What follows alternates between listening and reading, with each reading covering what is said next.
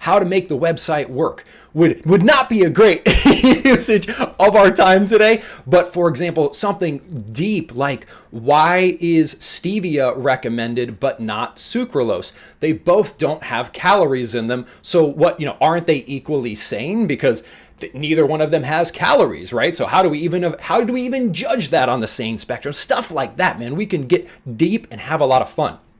And that said, we are going to get deep and we are going to go fast and we are going to cover some advanced things today. So I only have one request for you, and that is to not let today's session intimidate you at all. This is intentionally supposed to be deep, and we're going to use terms that are maybe not going to make sense right now. But here's the good news. We got your back, right? So not only can you watch this call as many times as you'd like within 72 hours, because we're going to post it up to your site, and you can see down in the footer of your Ignite website, you just click on coaching calls. It's going to be there. But if you have any follow-up questions, that's what your coaching and support group is there for. Your SANE certified coaches are amazing resources, and we even have a few. I believe we've got at least Wednesday and at least Lori in the house, and I think we might even have 2 other coaches in the house, which if you're here, please Skype me and I will give you a quick shout out and it will be awesome.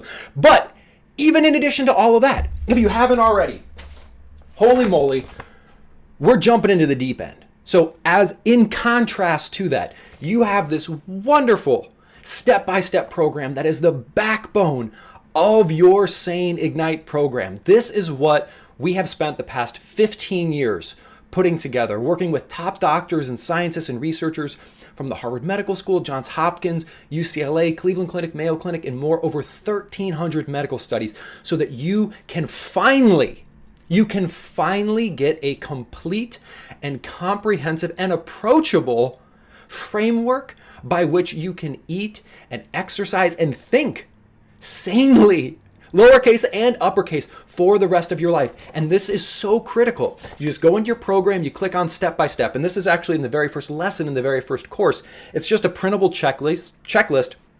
And you can go through one lesson every day or every other day. And truly, that is the difference maker. Because if you ask yourself, what have I been missing? What have I been missing for the past 40 years? Well, one of the things I think a lot of us have been missing, and I know from experience, our SANE certified coaches know from experience, and a lot of our SANE Ignite family members know from experience, is an accurate, right? The information we've been given is inaccurate, and a comprehensive picture of how we need to eat, exercise, and think for maximum wellness, right? We'll hear one random thing over here. We'll hear another random thing over here. We'll get these 5 tips or tricks from this magazine and these 7 others from this. When I heard this person on television say this, and it's like, just half of it's wrong. And even if it's right, it's not a comprehensive system. So we've got this discombobulated, this conflicts with that. When you go through your step-by-step program, we're going to take you by the hand and give you literally all the information you need to live your sanest life for the rest of your life. And if you have any questions, you complete a lesson, you immediately pop over to your coaching and support group, ask the question, and your SANE certified coaches are there to help you out. So please don't let this call intimidate you, even though we're going to go deep and even though we're going to go fast, because you can come back and watch it as many times as you like. And what you're going to find is 3 weeks from now, 3 months from now, 6 months from now, a year from now, as you're going SANE, as you're going through your step-by-step program, you might want to come back, rewatch the call or listen to it. It's going to be totally different the second time around, because you'll be like, oh, muscle protein synthesis, totally know what that is, and I'm experiencing it. So it's going to be totally different for you. So you're really going to enjoy that. So please, let's go deep, let's have fun, let's go fast. We're here for the next 90 minutes. So please, if you haven't already, get those questions in. Get those questions in the question box at the bottom of the page. Things that have been nagging you for the past 10 years, 15 years, 20 years, things that are a lot of fun, and we're going to make it happen. Holy moly, welcome to a bunch of new people who just joined in. Helena's in the house, Anna's in the house, Victoria is in the house, Bethany is in the house. Oh my goodness, let's go ahead and get started. And Victoria, who is one of our new in progress SANE certified coaches, is in the house. So welcome, Victoria. All right. Let's jump in and make it happen. Again, any questions for me, please scroll down to the bottom of the page. Let me know. We're going to make some magic. All right, here we go. As always, we got to give some shout outs. Because I mentioned the step-by-step program. I also mentioned the coaching and support group. If you haven't popped into the coaching and support group, please do so, because what you're going to see is some amazing SANE certified coaches, 24/7, 365. But as cool, you're going to find amazing support and just love from your fellow Ignite family members. And I wanted to quickly highlight some of our top contributors from the past week. Amanda Elrich, congratulations and thank you for your amazing contributions. Cece, always a joy. Leanne Martin, Rhonda Cooey Brisson, Linda Bayer, Stephen R. Kaith, and Stephanie Reisler. Of course, thank you to everybody, but definitely want to celebrate these members in particular who have really stepped up in terms of showing love in the support group. So thank you very much. Let's do it, shall we? All right, so question number 1. Is from Babs, and Babs says that she had gut surgery in 2007. They removed 6 feet of dead small bowel. Wow, that's a lot of dead small bowel. Her weight continues to climb, as well as from a size 8 to a 14 to 16. Please help. Fantastic question. Just one quick reminder, please, if you do have a question for me, don't post it in the chat box. Post it in that question box at the bottom of the page. Babs, first of all, I'm so sorry that you had to go through this medical trauma, and it really allows us to highlight a couple very, very important pieces of science that for everyone else who's here on the call, we're always going to answer questions in 2 ways. I'm going to give you a specific answer, but then I'm going to show you the SANE difference. And what do I mean by the SANE difference? I'm not just going to be like, eat this, not that, because that doesn't work. That's not what we do at SANE. We don't just do exactly this, because that doesn't help you. We need to understand the why. We need to understand the whole person. We need to understand the logic and the proven science behind it, because with that, it's the whole teaching to fish versus giving fish. So we want to be taught how to fish so that no matter where we are, what situations we encounter, we can make sane choices. So Babs had a very significant surgery. It sounds like she's doing everything she can to help regulate her weight, but it's still not helping.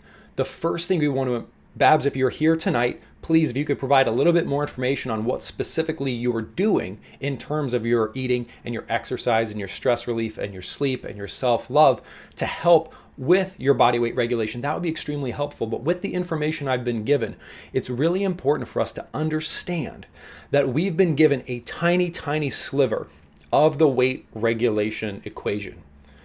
We've only heard about in the media this whole calories in, calories out thing. So you just eat fewer calories in, or you burn more calories off, and that's going to cause your body weight to change, and specifically your body fat, but that's not necessarily true, and we'll get into that in a second. But what that misses, so calories exist, and they do matter, and if we eat 10,000 calories, no matter where they're from, our weight will change in the direction we don't want it to, because that's just too many calories. Just like you don't want to overfill your car's gas tank, even if it's the purest fuel in the world, too much of anything can be bad. So we don't want to do that. But there's at least 3 other critical parts to this equation, and that's your digestive system, or your gut, or what researchers are now calling your second brain. Then your first brain, your actual brain, your neurobiology, that gut health is called gastroenterology, and then your hormonal system, because your hormones are really what communicate between all these different areas of your body. So we need to make sure that that's working properly, and that's called endocrinology. That's the area of science we look for. So we're at neurobiology, endocrinology for our hormones, and gastroenterology for our digestive system. Now, if we've had a significant surgery on our digestive system, that is fundamentally going to change the microflora and gut bacteria that we find in our digestive system. Why does that matter? Well, the reason that matters is that can affect, and you'll learn more about this in your step-by-step program, that can impact our set point weight. And this set point weight is a very, very powerful concept that we go into very deeply in your step-by-step program. And honestly, it is the answer to 80% of our questions around, like, no matter how hard I try to eat less, it's like my body tries to rebound back to a certain weight. And you're right. It's not like that's what's happening. That is literally what is happening. You probably remember back to high school biology class a concept called homeostasis. And this is the concept for any biological organism, not just people, but like flowers, right? There's a fixed range in which life can exist. There's a reason that we've got life on Earth, but not on the moon and not on the sun. There's, for example, a fixed temperature range that exists for life to exist. And the same thing applies into our body. Our body's always trying to maintain balance. So think of it even in terms of your hydration.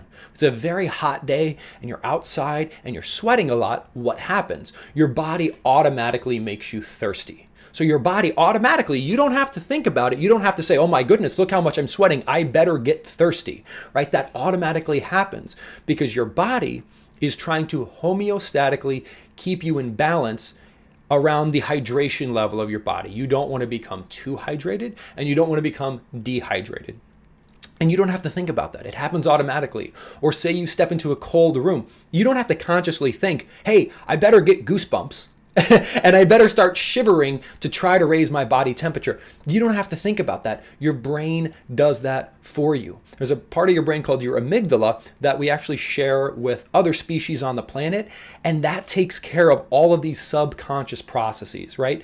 Things like when your blood sugar drops, your body takes steps to make you hungry so that your blood sugar goes up, right? Our body naturally regulates blood sugar. Our body naturally regulates blood pressure. Our body naturally regulates everything. And it's not some magic wizard.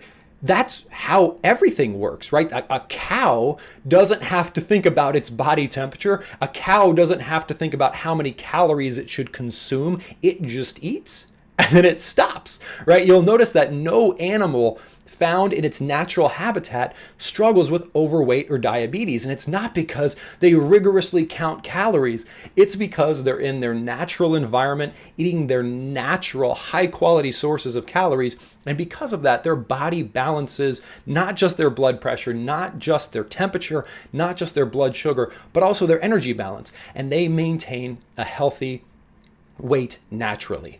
And while that seems magical, what's really cool about it is, well, one, it is magical. Our bodies and our brains and our biology is beautiful.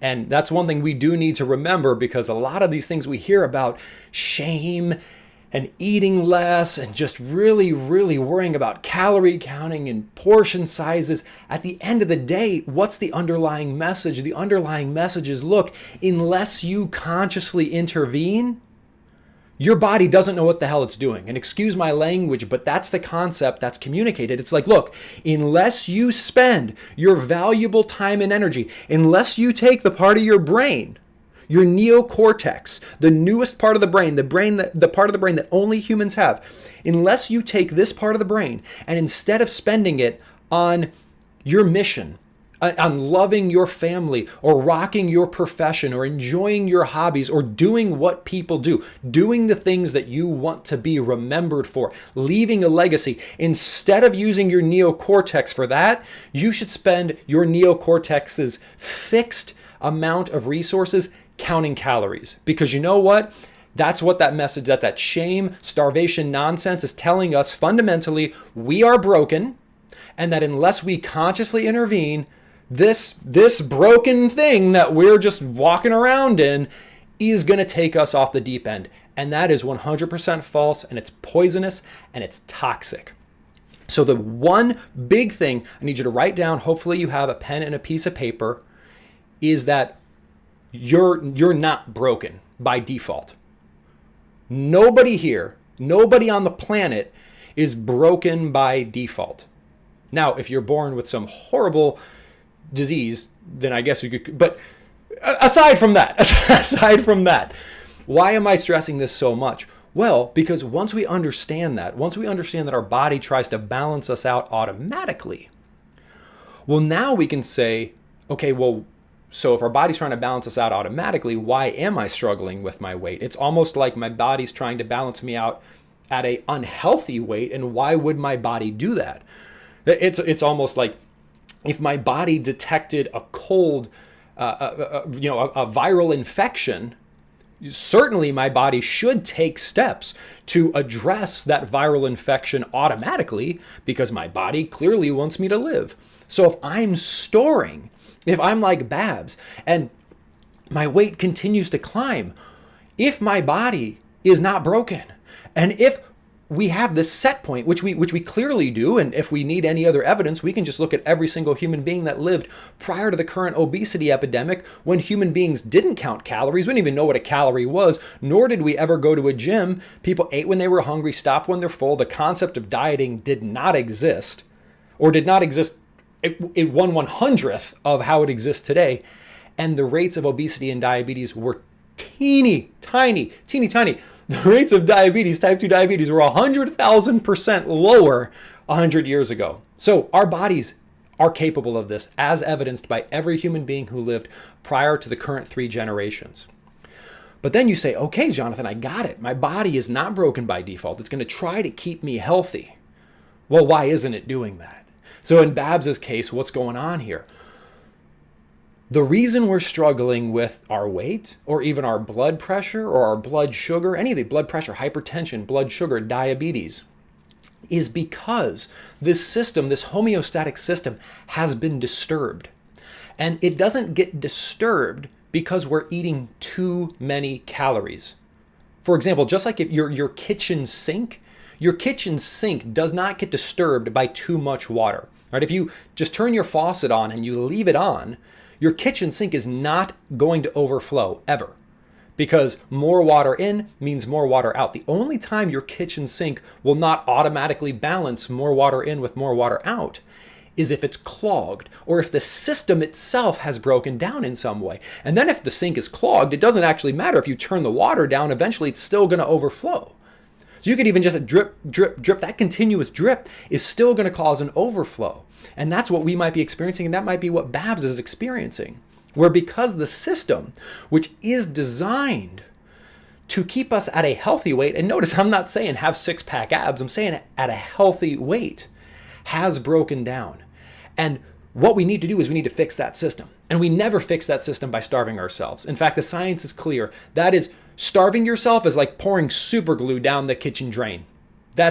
Maybe you want to write that down. Starving yourself is like pouring super glue down your kitchen drain. It's just going to cause clogs, and it causes badness long term.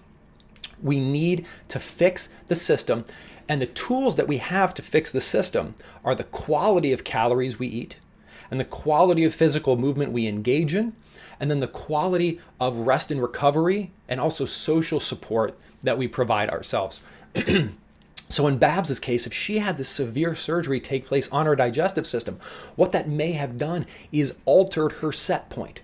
It may have changed her gut bacteria specifically. In fact, there's a lot of research that shows that gastric bypass surgery, they're seeing that there is a lot of evidence showing that part of the reason gastric bypass surgery works, and a significant part of the reason, is not necessarily just because it forces people to starve themselves, but because it fundamentally changes the nature of the bacteria in the digestive system, which helps to readjust this homeostatic system, aka your set point.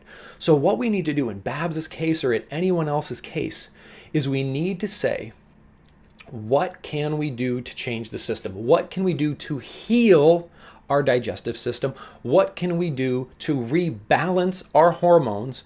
And what can we do to ensure that we don't have a bunch of inflammation in our brain that's causing the system to get out of whack and be unable to communicate, and instead regulate us around a high or elevated set point? And this distinction of saying a breakdown in these systems is the cause of obesity rather than a moral failing or eating too much and exercising too little. This is the truth. This is the American Medical Association now classifying obesity as a disease. Whereas for the past 40 years, it's just been, well, I guess you just need to try harder. No, obesity, chronic weight gain, is a disease, just like diabetes is a disease, and just like hypertension is a disease. It is a consistent breakdown in certain aspects of your biology, which if healed, right, once you heal the underlying cause of a disease, you don't have to think about it. The disease state leaves and you're back to healthy. So in Babs's case, unfortunately, I don't know what she's currently doing. I hope she's not eating less and exercising more, because that will never, ever solve the dysregulation of your hormones, the inflammation in your brain, and dysbiosis in your gut. But eating non-starchy vegetables, nutrient-dense protein, whole food fats, moving your body intelligently via smart exercise, getting loving social support, and filling your brain with high-quality information, this is what can literally change in a dose-dependent response. And I need you to write that term down because that's very important. In a dose-dependent response that can heal your body. This is why we say eat more but smarter. That is not marketing. That is truth.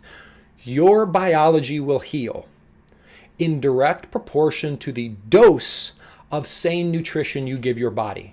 There is a direct relationship between the amount of non-starchy vegetables you eat and how quickly and how thoroughly you heal this system, period. Why?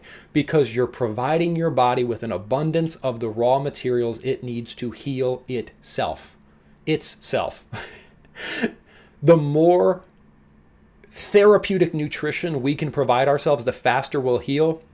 But the key thing to keep in mind is that we're talking about healing. So Babs, I'm not sure, let's say hypothetically, Babs is 67 years old and is yo-yo dieted 14 times in her life, right?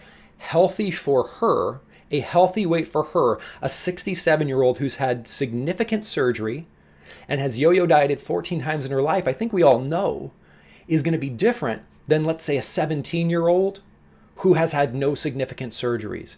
But the key thing is, with this therapeutic dose of nutrition, we can achieve our greatest health and rebalance this system, and that is the key. So Babs, if you're here, please do provide more information, but I hope it helps to fundamentally reframe how we're approaching this problem with a quality-based mindset, because it's through increased quality that we change the quality of the system within our body that determines our weight, and that the quantity of food we're eating does not do the trick. And in fact, you might be saying, well, Jonathan, if that's true, why is it that people who eat less do see results? Well, one thing to keep in mind is, one, short-term results versus long-term results, totally different things, right? All of us have lost weight.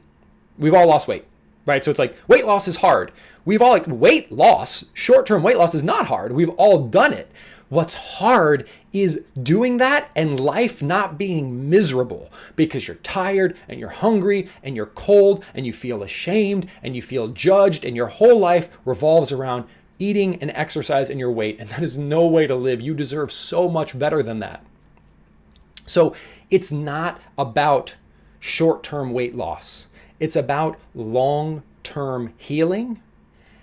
And there is no way we get long-term healing by starving ourselves. And the reason that starving ourselves may help in the short term is, if you think about the way the average American has been taught to eat. The way the average American has been taught to eat is we're getting 40 to 60% of our calories from junk, nonsense, insane processed products. So if we go from eating 2,000 low-quality calories per day to eating 1,200 low-quality calories per day, we've actually decreased the amount of fattening, toxic, non-food that we put into our bodies by 800 calories per day. So that is kind of like going from smoking 2 packs of cigarettes a day to 1. But where that fundamentally fails is we can't just take away. We can't now just say, body, live and thrive on 200 calories, on 1,200 calories of junk instead of 2,000 calories of junk. We have to say, we have to full, F-U-L-L, full ourselves into long-term health and weight loss by gradually. So if this is the insane end of the spectrum and this is the sane end of the spectrum, and we're eating like this, so average American, hopefully you can see this in the frame, average American is at 3,000 calories of insane food, 0 calories of sane food. What we're going to see is Dieting, conventional, just does this. It just says, and just eat less. That does not work ever. Nope, doesn't work. 95, sorry, it works 4.6% of the time according to the research. What we need to do is this, and it's in this order specifically.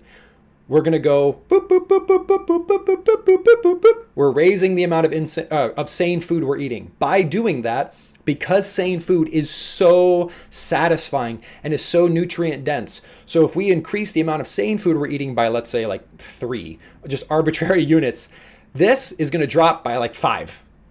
And then we're going to go boop, boop, boop. And this is going to drop disproportionately because sane food fills us up and nourishes us so much that it makes our cravings and our appetite automatically regulate itself. So instead of just saying, drop this, live cold, tired, and miserable, we're going to say, don't, stop, please. No more thinking about, don't eat this. I want you to full FULL yourself into long-term sane success and happiness by gradually increasing non-starchy vegetables, nutrient-dense protein, whole food fats, and crowding out all that insanity. And by increasing the quality of therapeutic nutrition you're putting into your body, you will heal and you will achieve your long-term sane success. So that is a long answer, but that's what we're here to do. All right, next question here. And please, of course, let me know if you have follow-up questions. All right, next question here. Mom T says, I realize we are not to use the scale. So what would be an early sign that SANE is working? Will we have to wait 6 months to notice? Thank you, Jonathan. Loving my green leafies. SANE is well, thank you very much, Mom T. SANE is working. We need to expand our definition of working. That's very, very important.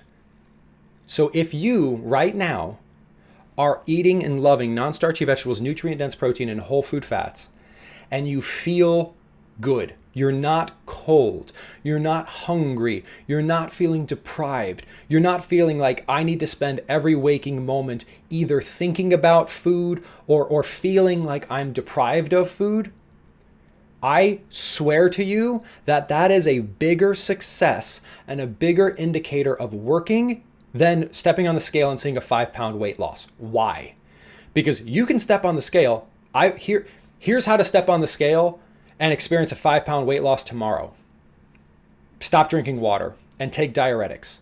I know that sounds a little bit silly, but like that, whatever. I mean, we lost 5 pounds. That doesn't help us. Losing 5 pounds today in an unsustainable, sickening way is not only not helpful, but a year from now, we will be, it is a fact that if we lose 5 pounds short term the wrong way, we will be sicker and heavier a year from now, period, because we're breaking that system. So contrast that. Contrast 5 pounds of short-term weight loss done the unhealthy way with eating a lot of food that you enjoy and you're not hungry and you're not constantly preoccupied and you're warm and your brain is firing on all cylinders and you're feeling energized. And maybe you've even noticed like your sex drive has increased. You just feel more vibrant. It's like someone has turned you up. Someone has taken you out of second gear and put you into third gear. If you're feeling that today, what have you discovered? What are you on the path to discovering? You're on the path to discovering a way of looking at food and eating and being, which 6 days from now, 6 months from now, a year from now, why would that need to stop? You're eating when you're hungry. You're stopping when you're full. You're loving what you're eating and you're feeling good doing it. Now, that's all true. That's all happening. That's amazing success. Now, here's what I need you to keep in mind. How could it possibly be true that eating more of foods that are more satisfying, that's the S in SANE, foods that fill you up and keep you fuller longer, right? How could it not be true that eating more satisfying foods, and then also unaggressive foods, foods that don't wreck your hormones, nutritious foods, foods that provide you with an abundance of essential vitamins, minerals, amino acids, fatty acids, and inefficient foods, foods that your body cannot store readily as fat, right? That's You are feeling great, living great, being great, eating foods that are satisfying, unaggressive, nutritious, and inefficient, non-starchy vegetables, nutrient-dense protein, whole food fats, and low fructose fruits. How can that not work? Now, let's think about that for a second. You're full, you're satisfied, you're happy, you're energized, you're rocking it. You're eating nutrient dense, you're eating the most satisfying, non-hormonally destructive, nutritious, and inefficient foods in the world. How can that not work if we just give ourselves permission to let it work? Put it differently, what's the alternative? The alternative would be eating unsatisfying foods, foods that don't fill us up and don't keep us full for a long time, like Pringles, right? Pringles tell us once we pop, we can't stop, right? They actually advertise that eating these calories make us hungrier. Or eating aggressive calories, calories that spike our blood sugar and throw our hormones out of balance. Or not nutritious calories, empty calories, soda. You're just getting a bunch of sugar and nonsense and no nutrition. Or really efficient calories, calories that can be really easily stored as body fat. Certainly, eating unsatisfying, highly aggressive, not nutritious, and efficient calories, that can't work. So this is the coolest thing about SANE, is literally if you give yourself permission to just keep going. It's like the old, I believe this quote is attributed to the Buddha, where the Buddha says, if you're facing in the right direction, just keep walking and eventually you will get where you need to go.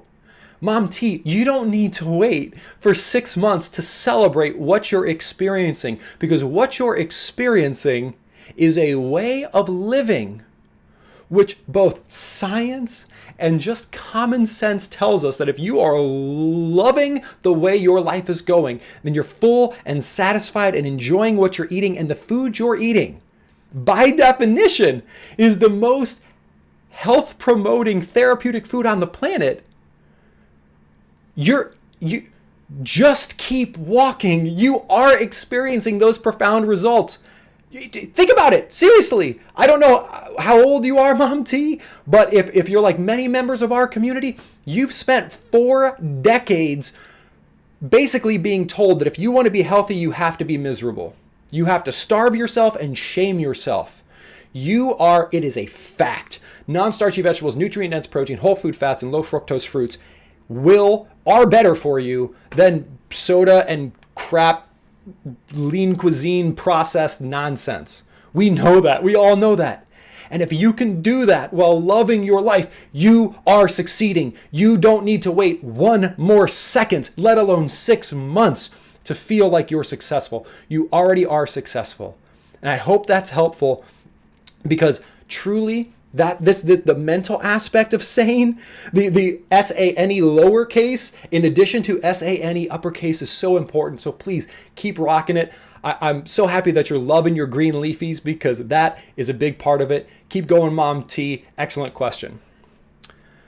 Someone is saying, I can hear you, but I can hear the music. Also, refresh your page. The music will go away. Or you could just keep listening to the music. But yeah, please refresh your page. All right, Sarah asks, how do you say no to desserts when your friends or family go to an ice cream or donut run that have no alternative options? Sarah, I'm going to give you a short answer and a trick. I don't know if we want to call it a trick, but this is the closest thing to a trick you're ever going to hear in SANE. Insane, not insane. And it works really beautifully, and it is 100% true, okay? Sarah, if your family is saying that they're going to go to an ice cream or a donut run, there is, very simply, you tell your family, hey, I found out that I'm pre-diabetic.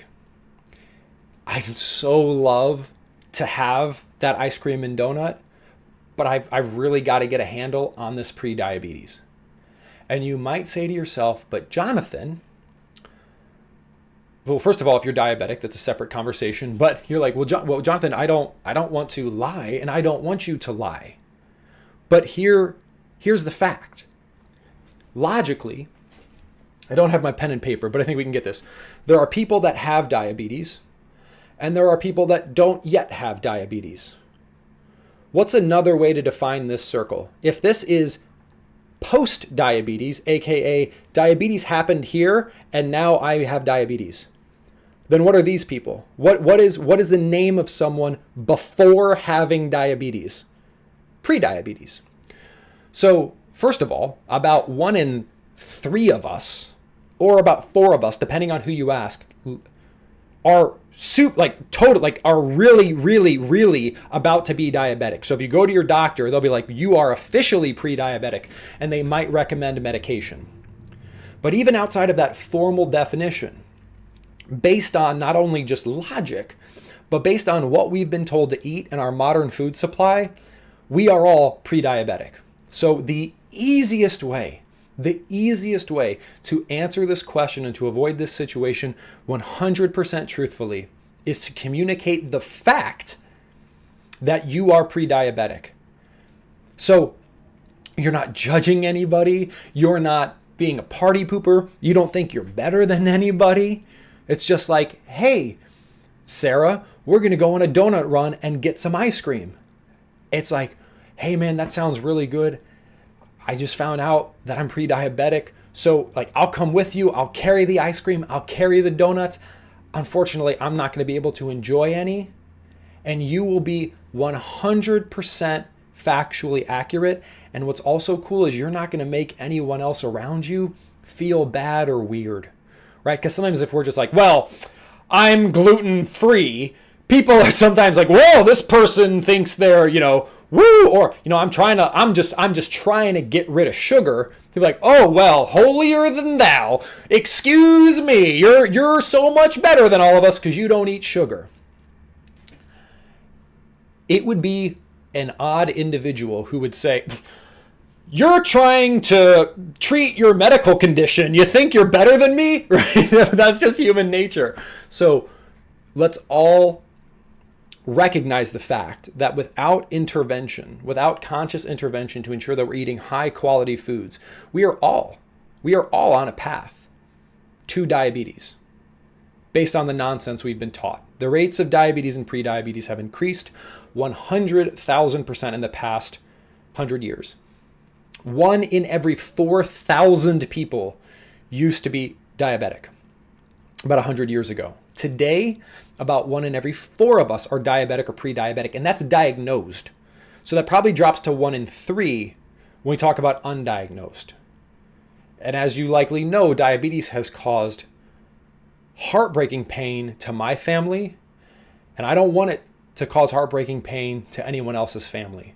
All right? So we all need to treat ourselves with the love and compassion and care that we deserve to help avoid a diabetic fate. And if you cite that with love and kindness, it can be really, really helpful. So I hope that's helpful for you. From Greg, how do you curb your sweet cravings? I love it, Greg. Well, first and foremost, be sure to watch last week's call because we did go into this in depth, but I do want to touch on it quickly again this week. The number one thing that you can do, and I know it's going to sound a little bit funny, but is eat more green leafy vegetables. You can do that any way you'd like. You can do it with healthy fats added, butter, ghee, a little bit of bacon. You can do it steaming them, sauteing them, put them in the microwave. I don't care, blend them. Whatever you can do to get vegetables in your body, which is, again, that sounds like, wait, what? That's the strongest thing you can do to help curb your sweet cravings because 1, it's going to recalibrate your taste buds to appreciate the taste of bitter. Because the more sensitized you become to the taste of bitter and appreciate the taste of bitter, the less appealing sweet will become. So it will help to recalibrate your palate. It will also correct nutrient deficiencies, which cause cravings. So what's cool is you're not white knuckling it here and you're not saying, I can't eat sweets. And in fact, that whole I can't eat sweets, that's what we call a negative goal. And a negative goal, I can't X, is something it's something that's not going to help us because the way that our brains work is when we say, some people call it the Garden of Eden complex, or there's a white bear experiment.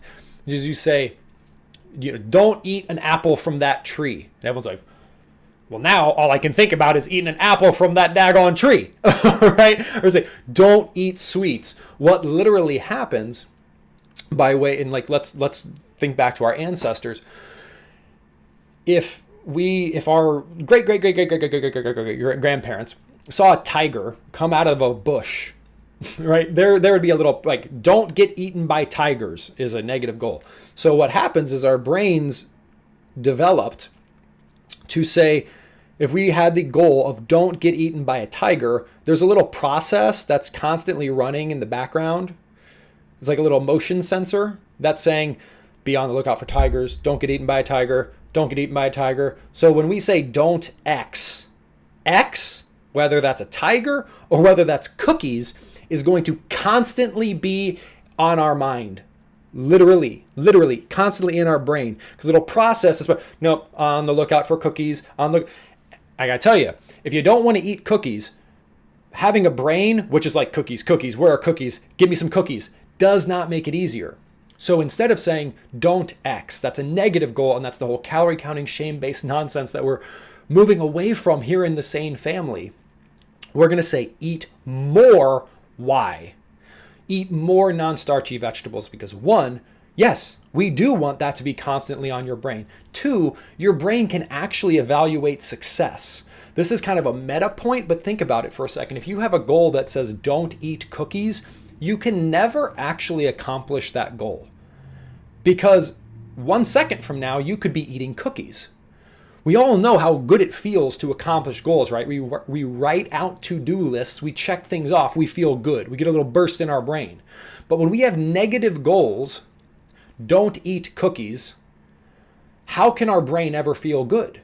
Because at any point in time, we could eat a cookie. So our brain's like, well, I don't know if you've accomplished your goal yet because 1 second from now, you could eat a cookie. But if you have a goal of eat vegetables, eat green leafy vegetables, your brain can feel good about that because every time you eat vegetables, specifically green leafy ones, your brain says, yep, I did it. Check it off the box. I did it. Check it off the box. Dopamine. You're feeling great. So it's a positive goal. It's a goal that you can achieve. It's also going to recalibrate your taste buds. It's also going to address nutrient deficiencies. It's also going to do some work with your hormones that help you to avoid sweet cravings. It's also going to fill you up, and just being full can be extremely helpful. The other thing you can do is find SANE sweets. So to be very clear, SANE is not about not eating sweets. If SANE was about not eating sweets, I'd be out of here because I love sweets. I eat sweets every day. In fact, we have certain things like your cravings killer chocolate truffles, which are scientifically formulated to help to address cravings while also providing you with sweetness. Your peanut butter bites, hundreds of recipes in your Ignite recipe collection, which show you how to use safe sweeteners like stevia, Lohango, erythritol, and xylitol, as well as SANE flours like coconut flour and almond flour, delicious whole food fats like coconut and like cocoa, avocado, to make delicious sweet treats that are 100% SANE. In fact, I get almost all of my whole food fats from SANE desserts. So again, it's about saying, how can I eat more therapeutic nutrition, positive goal, and when I eat sweets, how can I sanitize them? Again, positive goal. Hopefully that's helpful. Thank you, Greg. Next question, will the music stop eventually? Okay, so I think the music issue has been addressed. Please let me know if the music issue has not been addressed. If you refresh your page, the whole page should change and the music should go away, I think. Please let me know via Skype, coaches, if the music issue has not gone away. All right, next question. Are there any concerns not eating the minimum of the fit or turn heads levels of SANE foods? All right, backing up. This is a great question. Backing up. As you know, within your SANE program, there's different levels of goals. There's just getting started, and then there's all the way down to ultimate sanity. Woo! And the biggest difference between those goal levels is how many servings of the 3 sanest food groups we talk about eating: non-starchy vegetables, nutrient-dense protein, whole food fats. As you'll notice, there are not negative goals. We don't say, we're not going to say, to just get started, you should eat 8 servings of sweets per day, because no amount of processed toxic sweeteners are healthy for you. That doesn't mean, of course, that doesn't mean if you drink a soda tomorrow, you're not going to become diabetic. Just like if you walk outside and you get exposed to some germs, you're not immediately going to get sick. It's a chronic overexposure that causes problems with anything involving our body.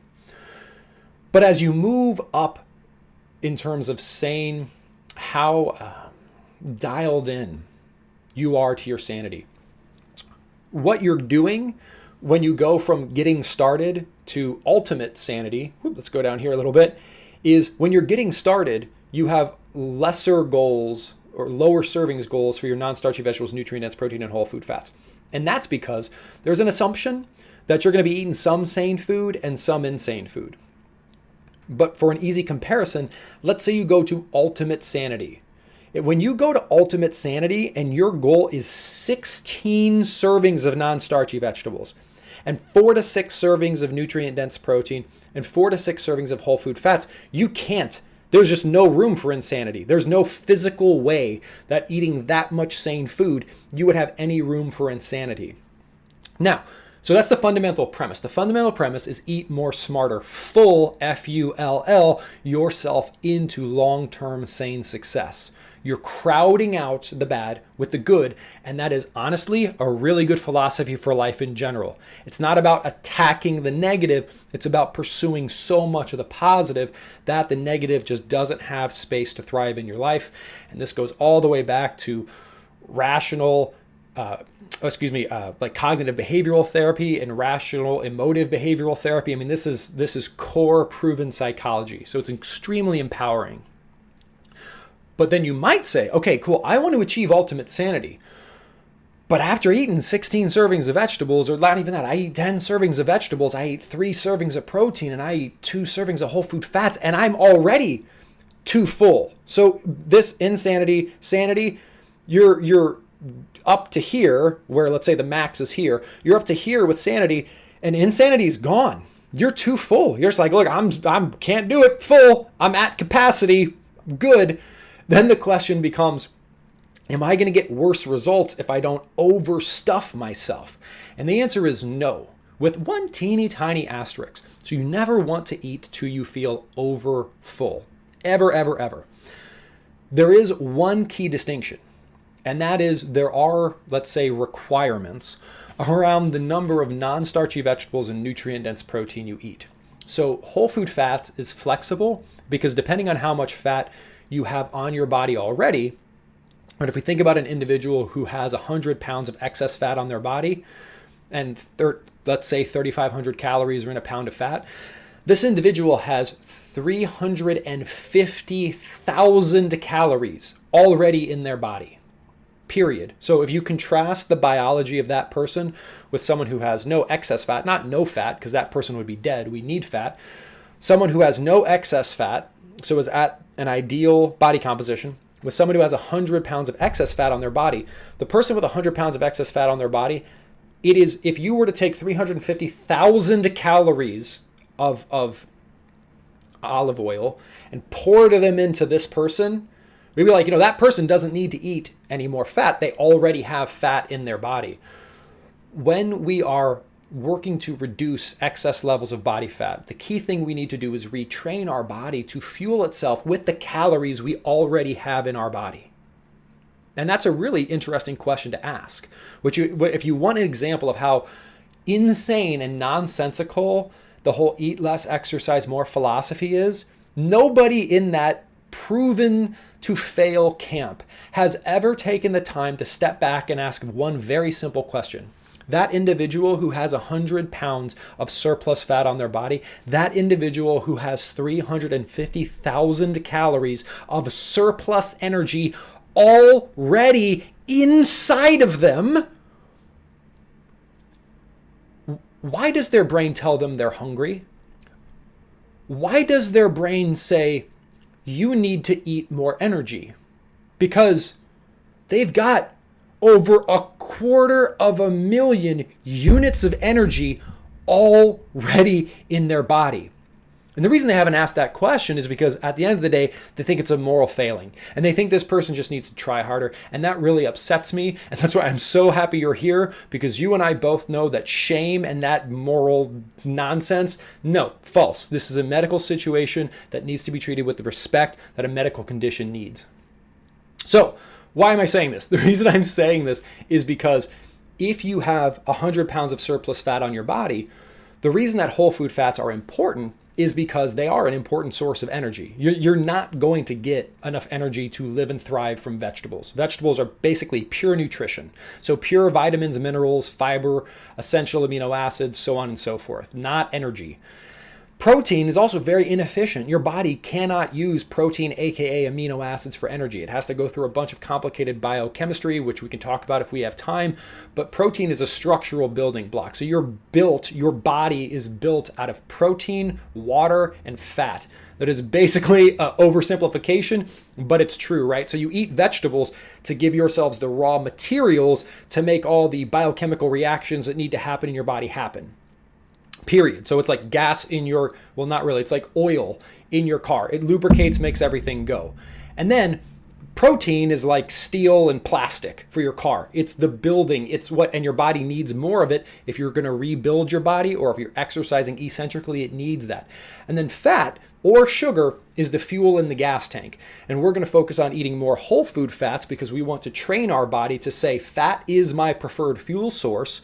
So once I have all of my nutritional needs met and all my structural component needs met, vegetables and protein, I might, and you might, experience what's called the spontaneous reduction of caloric intake. Or your appetite might just fall. It kind of goes away. A lot of people experience this. In fact, studies have shown that people, when they go sane, when they eat saner foods, and they're allowed to eat as much as they want, whenever they want, they unconsciously, they accidentally, they're not trying to do this. They're not hungry. They're not starving themselves. They accidentally eat up to 1,000 fewer calories per day. But here's what's really trippy.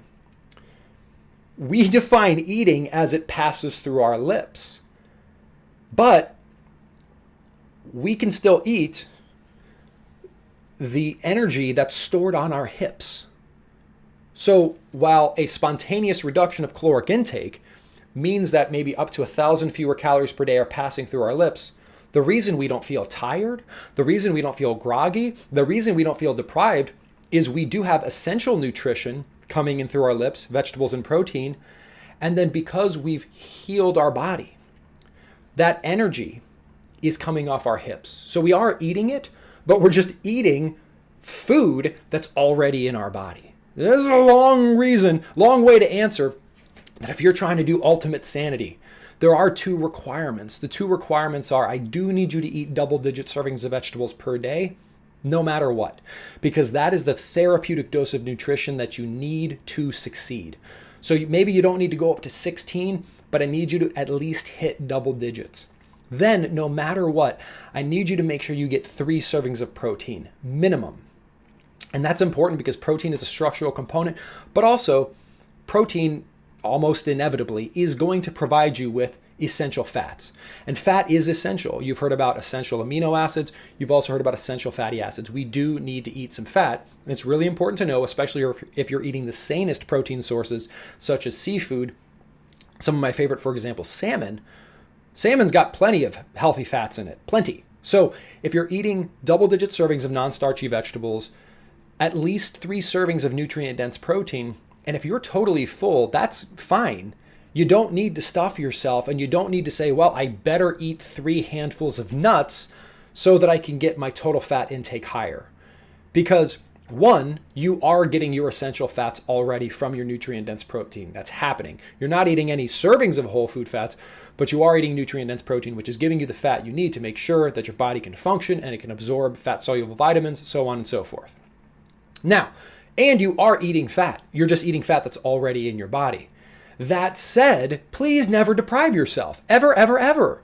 The point, though, is that the whole food fat category, and similarly low fructose fruits even more, this is the most fungible, or this is the most, eat all the vegetables you can eat, no less than 10. eat at least 3 servings of nutrient-dense protein. And then, if you're too full, you don't need to force yourself to eat whole food fats. But here's what I'd like for you to avoid if at all possible. Please do not have 6 eggs for breakfast, which would be 3 servings of whole food fats, because 2 eggs is 1 serving of whole food fats. And then a bunch of bacon, because you heard something on the internet that said fat's good for you, which high quality fat is good for you, but there's high quality fat, low quality fat, high quality protein, low quality protein, high quality carbs, low quality carbs. But these people, you go all over the internet, it's like, bacon is good for you. We can have a separate conversation about bacon. All I'm saying is, look, we ate this breakfast that's got a bunch of eggs and a bunch of bacon and no vegetables. And because eggs and bacon are quite calorific, we took in a bunch of calories. And we're like, hey, I'm too full. So I'm going to just eat 6 servings of whole food fats for breakfast and no vegetables. That would be what we want to avoid. That is definitely what we want to avoid, because why? Well, we're missing out on all that therapeutic nutrition from vegetables. So the point here is that you never want to feel deprived, but if you're too full for non-starchy vegetables, nutrient-dense protein, and whole food fats is where you'd want to eat less. Again, only if it would hurt to eat more. I don't want you to feel overstuffed, but never shortchange yourself on the vegetables and the protein. I hope that makes sense. All right, get some water here. Next question. Awesome. Oh, that was more of a comment there. Sorry, not a question. What is the difference? What is the difference in her keto recipes and SANE? Okay, so there's a question here about a difference between keto recipes and SANE recipes. So a ketogenic diet is a diet that focuses on putting you into a state of ketosis. And ketosis means that your body is exclusively using fat for fuel. And generally, when someone says I'm on the Atkins diet or I'm on a low carb diet, this is a diet where you will eat generally fewer than 50 grams of fewer than 50 grams of carbohydrate per day. So it's a very restricted diet. There are even certain vegetables where, for example, you need to be very cautious. If you read, for example, New Atkins for a New You, there are 3 different phases. And in some of the phases, there are certain vegetables where they say you can't eat these vegetables. They have too many carbs in them. Now, that is not something that we ever talk about here at SANE. Vegetables, fine. We're looking at eating the highest quality carbohydrates, the highest quality proteins, and the highest quality fats. So a SANE lifestyle, the simple answer here is a SANE lifestyle is not ketogenic. It is not a low carb lifestyle, period. A low carb lifestyle is 50 grams of carbs or fewer per day to ensure that you're in ketosis. And some low carb advocates would actually advise 20 or fewer grams of carbohydrate per day. Now, I'm not here to say that that's a bad thing. That can be very effective for some people. But for a lot of people, it is just too restrictive. It's not something that they would enjoy doing for the long term. It's also not something which has been studied for the long term. So whether or not it's useful to help you lose fat in 6 months, there has been no rigorous research done that says in 60 years of eating that way, how's that work? So what we recommend at SANE is, again, instead of saying low carb, high carb, all carbs are bad, all fat is bad, protein is bad, is saying, look, let's look at the research and let's find 4 things that we can all agree on. Or said differently, there's no way to disagree on. And that's eating foods that are more satisfying is better than eating foods that are less satisfying. Pretty hard to disagree with that. Eating foods that don't wreck your hormones is better than eating foods that wreck your hormones. That's aggression. That makes sense. Eating foods that provide you with more vitamins, minerals, amino acids, and fatty acids relative to things that are addictive and toxic, those foods are better for you than non-nutritious foods. Pretty hard to disagree with that. And then last but not least, if your goal is fat loss, eating calories that are less efficiently stored as fat are going to be more helpful if your goal is fat loss than eating calories that are more efficiently stored as fat. That makes sense. So then we just say, what does the scientific research say determines if a food has those characteristics? Well, it's protein, it's fiber, it's water, and then vitamins, minerals, so on and so forth. So again, we're not saying eat carbs, don't eat carbs. We're saying satisfying, unaggressive, nutritious, and inefficient foods. And when you do that, what's beautiful is you get non-starchy vegetables, nutrient-dense protein, whole food fats, low sugar fruits in that order. And that is a pattern of eating that has proven to be healthy and successful for generation upon generation upon generation. And it's beautiful when history, common sense, and proven science all come together. And that's what sane eating is. Now, you could be ketogenic sane 100%, just like you could be South Beach sane or kosher sane or halal sane or vegan sane, right? All of those different frameworks. So if this is kosher, kosher saying you can eat foods in this circle. And then sane is saying eat foods in this circle. And where those circles overlap, that would be sane kosher. Same thing with vegetarianism. Vegetarianism, we just say, okay, cool, I'm not going to eat any meat. So what are the sanest foods I can choose that aren't meat? Beautiful. So sane is just a way of looking at food, and then also exercise and emotional things that allow us to say, of the foods that I am going to choose to eat. Maybe I'm eating ketogenic, South Beach, paleo, Atkins, kosher, halal, vegan, vegetarianism, and how do I make the most satisfying, unaggressive, nutritious, and inefficient choices within that framework? Make sense? I love it. All right, next question. I'm a pretty active person and like to do things like going for walks, riding my bicycle, and playing sports. Do I need to give up or reduce these activities when I start doing eccentric exercise? No, not at all. Not at all. Thank you so much for asking this. There's a really important distinction when we talk about exercise, and I like to, I wish I could draw, but I can't. So let's think about there are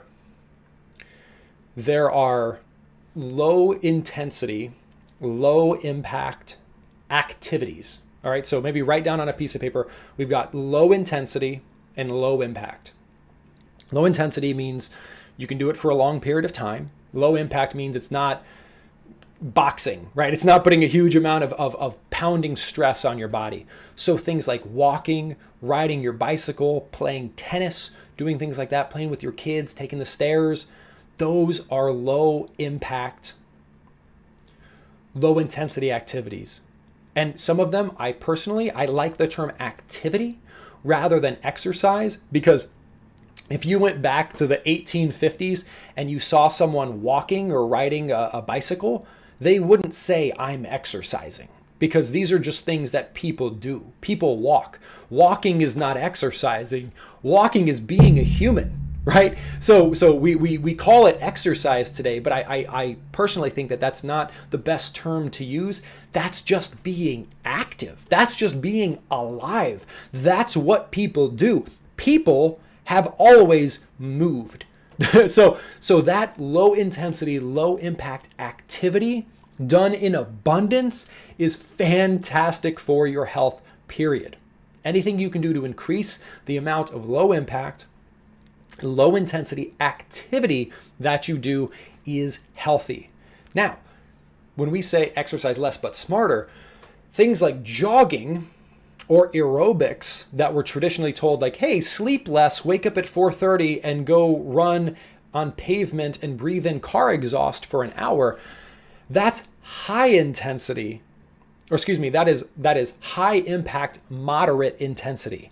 And that's the form of exercise which can actually be counterproductive. Now, if you enjoy it and it makes you happy and everything's going good, it's fine. I'm not here to tell you to stop doing something that you love. But what I am saying is that if we think about this like a spectrum, if we got low impact, low intensity, then we can also do, well, it's not really a spectrum, it's a matrix, but I can't draw a matrix. What we really want is we want to stay on the low impact side of things, and we want to move lots of low impact, low intensity, and then a little bit of high intensity, low impact. So what is that? That's the eccentric exercise. Eccentric exercise, or smarter interval training, is high intensity. It's going to trigger a totally different energy system in your body. It's going to activate a totally different set of muscle fibers, and it's going to cause a totally different hormonal response in your body. But because it is high intensity, and remember, high intensity doesn't mean it's fast, and it definitely is not high impact, so we can all do it. Eccentric exercise is as doable for a 75-year-old as it is for a 17-year-old because we're moving very slow. You can learn way more about it in your step-by-step program. So what we want to do is a lot of low impact, low intensity activity, and then a little low impact, high intensity, very safe, eccentric exercise and smarter interval training. It's not an either or. It's a both and whenever possible. They're wonderful complements. They're a little bit like the yin and yang concept. The thing to avoid is that middle, if at all possible. The one thing you might notice is depending on the sports you're trying to play, if, for instance, you wanted to rock climb, you probably wouldn't want to rock climb the day after you did your eccentric exercise because you're going to be very sore. So it would compromise your ability to play sports. So the only thing you might need to do is play your sports a couple days after you do your eccentrics. But definitely remember, it's not an either or. It's about taking the best of both. Low intensity, low impact, plus low impact, high intensity, smarter exercise. Cool? Let me grab a drink of water here real quick. All right, next question here is, looks like there is some trouble eating vegetables, very difficult digestive problems are happening. What can we do to make vegetables easier to eat, easier to digest? Very common, and definitely a lot of things we can do to help here. 3 primary tips. First and foremost is please ease your way into eating more vegetables. The average American eats 0 servings of green leafy vegetables per day. And if you actually were to look inside your digestive system, your bacteria, or the actual bacteria that help you to digest your food, they are different. When people say you are what you eat, that is literally true when it comes to your gut bacteria. So you have gut bacteria that are optimized to help you digest the types of foods you have been eating. This is why it's essential to ease your way into sane eating, especially non-starchy vegetables, because someone who's been eating double-digit servings of non-starchy vegetables for a year will have a different set of bacteria in their gut than someone who has not. And because of that, they will have a much different time digesting vegetables than someone who doesn't have that same set of gut bacteria. So what we need to do is give our gut bacteria a chance to slowly adapt. So this is why we want to ease our way into those vegetables. So we're going to say maybe increase your vegetable intake by 1 or 2 servings in 1 week. Give it a week. Depending, the older you are, the more time you want to give it. So if you're 75 and you haven't been eating a lot of vegetables, increase your vegetable intake by 2 servings and give it 2 weeks. Then increase it 1 more serving. Does that work? If it doesn't, give it another week to allow your body to adapt. And then that's what you're going to do. You're just going to say, start slow, gradually increase. And if you go from 5 to 9 and you're like, whoop, that didn't work, digestive problems, stay at 5 and then bump it to 6 and slowly work your way up. So slowly working your way up, that's really, really going to help. Now, regardless of the number of servings you're consuming, eating them more slowly, also very much going to help. So for instance, taking a green smoothie, a SANE green smoothie that has 4 servings of vegetables in it and drinking it, just chugging it, is going to cause more digestive difficulty than if you sip it over 15 minutes, right? Because the total amount of fiber in your stomach at any point in time, you can imagine if you just dump all that fiber in there, your digestive system is like, lots of fiber, and it's not going to handle it as well as if it gradually gets the fiber introduced. So regardless of how many servings of vegetables you're eating, taking them in slowly, and then also space them out across the day. So if you're eating 6 servings of vegetables per day, ideally 2 in the morning, 2 in the afternoon, 2 in the evening, rather than all 6 at dinner. So First and foremost, we're doing it gradually, then gradually over time, and then also eating it slowly, eating them spaced out throughout the day. Then even within that, there are things we can do. For instance, if you're going to consume raw vegetables, say in a smoothie format, taking something that is highly acidic, like lemons, peeled and undistilled apple cider vinegar, along with the vegetables, can very much help with digestion. So that's an idea if you're eating raw vegetables. Cooking vegetables makes them easier to digest. Cooking anything makes it easier to digest. So if you're having a hard time digesting vegetables, the more you cook them, cooking in some ways, you can think about it like pre-digesting. When you cook something, you're essentially pre-digesting it. And that's also what you're doing a bit when you blend.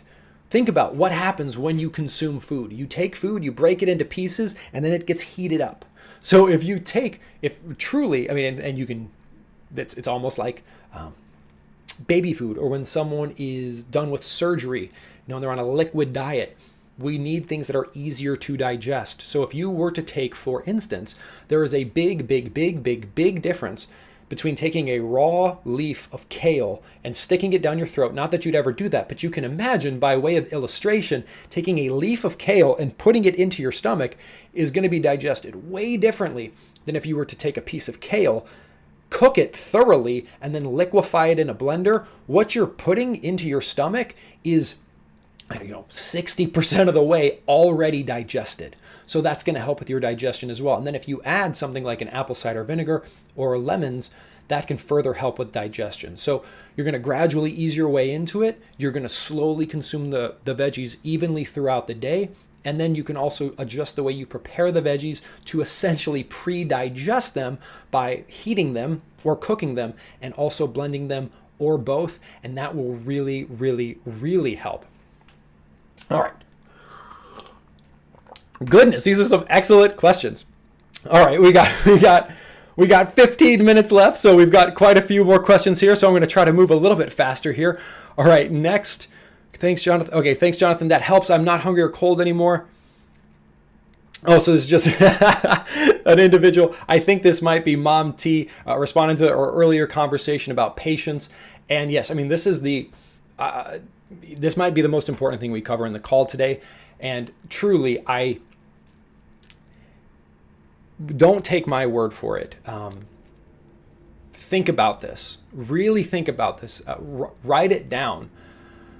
We know, and I mean, first of all, how it's ironic, right? You may have heard the old saying, it's attributed to Albert Einstein, and Albert Einstein is attributed to saying, insanity, lowercase, is doing the same thing over and over again and expecting different results, which kind of makes sense, right? If you've seen the Far Side cartoon where they're at Midville School for the Gifted, and the door says pull, and the student is just pushing on it, right? It's a very funny comic because, again, the door says pull, School for the Gifted, and someone is just sitting there pushing on it, very, very frustrated. And again, back to the Einstein quote of doing the same thing over and over again and expecting different results is the definition of insanity.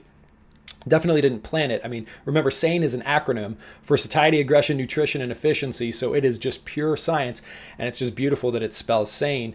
But what is the one thing or things that in the past we haven't done? We have starved ourselves. We have. All of us have. It's what we've been told to do. We have said just go to the gym and power through it and exercise more. We have said stand on the scale and just constantly think about my weight. We have said count calories meticulously. And it doesn't work. And it's not your fault. It isn't. Period. And if you live in Ohio and you're trying to go to California and someone tells you to drive north and they're the expert, it's not your fault that you don't get to California. They're pointing you in the wrong direction. Starvation, shame, and stress are pointing you in the wrong direction. They're the three most fattening things in the world. There's no amount of sugar, flour, and pink slime that could be as fattening as shame, starvation, and stress. So what haven't we done? And this is we'll get back to this at the close of our call when we read our SANE reflection. But what we haven't done, I swear to you that if you eat non-starchy vegetables in double digits, nutrient-dense protein, 3 servings to 6 servings per day, and whole food fats if you need more energy. And you do that, and you move your body, and you give yourself the love and support that you need with the help of your SANE family and your SANE support group and working with your SANE certified coaches.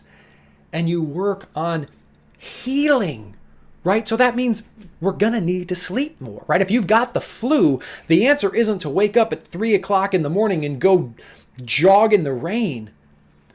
We need to be kind and to heal ourselves. And then, what is the missing element? Time. I swear to you, and you know this, we just need constant reminders. All of us do. All of us do. Definitely myself. That meaningful change in any area of life, no, definitely not just our weight, takes time. We're healing ourselves. If you break your ankle, there's nothing that can be done to make your ankle heal itself in a day. And in fact, anyone who says that they can do that is a charlatan and is probably going to cause more harm than good. If we want to grow a beautiful garden, what we can do is we can create the perfect environment. We can water it. We can give it sunlight. We can put a fence up to protect it from nonsense. But then the one thing we can't control is time. We hear the old saying of, checking how the flower, it's like you pull it up to check the roots, right? Like, how's the carrot doing? Let me pull it up. Now the carrot can't grow anymore. So same kind of thing. You are growing a beautiful garden. I mean, you're literally doing that. You are, if you want to continue the analogy, your gut flora, right? It's flourishing. We need to repopulate your gut with healthy bacteria. There is no hack for that. Just like there's no hack to reversing and to avoiding cancer, right? There are these terms like hack, secret, trick, quick fix when it comes to weight loss. But if you were diagnosed with cancer and someone was like, let me tell you about this quick fix hack to reduce to reverse your cancer, you would say, you crazy, you're a charlatan and you should be prosecuted because you are giving people false hope that is going to harm them because you're saying that a disease state in the body can be just magically reversed. And there is very little in this world that makes me more upset than that. The whole shame and other things make me more upset. But obesity is a disease state. We have to understand that. You can't hack healing. We can't hack healing. No natural system. I don't care if it's playing the piano. I don't care if it's developing a loving relationship. I don't care if it's raising children. I don't care if it's starting a new business. Anything that lasts, any natural system takes time. But here's what we can do. You will never find a more loving and supportive group of people. You will never find a more comprehensive, a richer bed of soil with purified water and a bunch of gardeners who want to help you grow that garden than you will find in your SANE Ignite program and amongst your SANE Ignite family. The one element that is the uber element, right? So you create the appropriate conditions.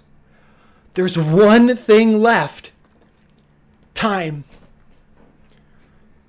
Back to the quote from the Buddha at the very beginning. If you're pointing in the right direction, just keep walking and eventually you'll get there. You're pointed in the right direction, period. It's just science. And in fact, you have an army. You have an army of loving SANE family members and SANE certified coaches who are literally walking beside you on that path. And you can have the confidence that that path has been laid and paved by back-breaking work from the most brilliant scientific minds in the world. Over 40 years of just rigorous research. And if you just keep walking, you know what? You might trip.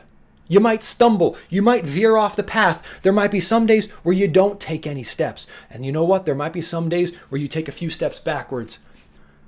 please just keep walking. And if you need another way to think about it, how could not walking or stopping walking get you where you want to go? Let's do another quote. Winston Churchill: never, never, never, never give up. Satisfying, unaggressive, nutritious, inefficient foods with abundant self-love and support. How can that not work?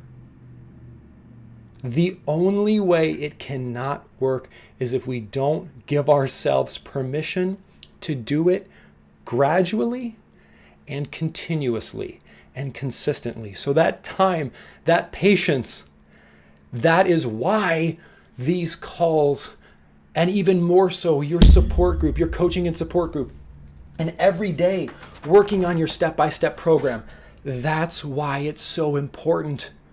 Because I just need you to keep taking those steps. Not big steps, little steps every day.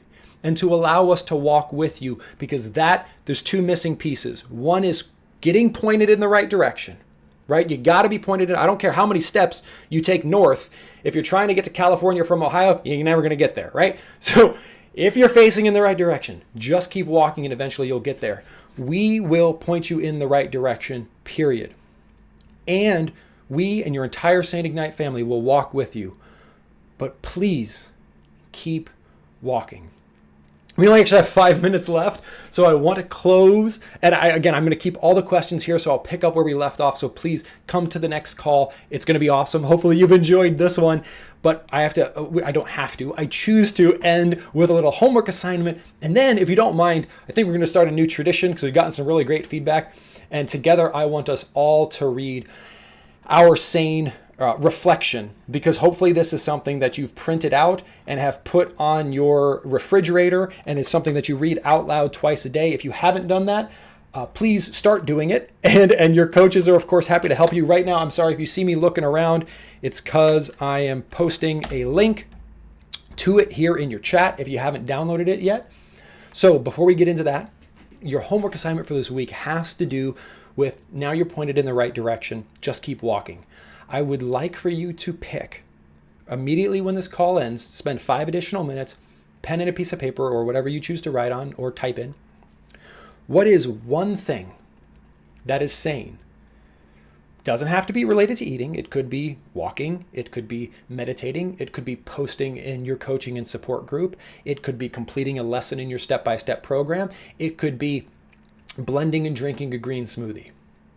What is one thing that you can do in less than 10 minutes every day for the next 7 days? One thing. Not 500 things. Not trying to be perfect. Not trying to do this, and I'm going to change this, and I'm going to do this, and I'm going to change jobs and move and quit smoking and fall in love all at the same time. I'm sure we've all had phases in our lives, I know I have, where we've tried to do things like that. Doesn't work. Usually a better idea to focus on one thing, knock it out. And that's what we're going to do this week for a homework assignment. One thing, small step every day, facing in the right direction, small step every day. What is something, one thing, SANE related, that takes less than 10 minutes that you can do every day for the next 7 days? It has to be simple.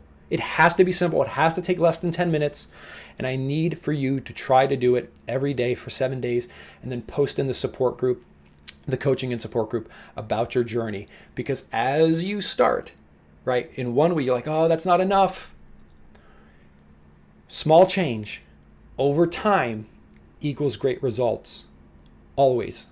Small change over time equals great results. Always. Please write that down, because it's a fact.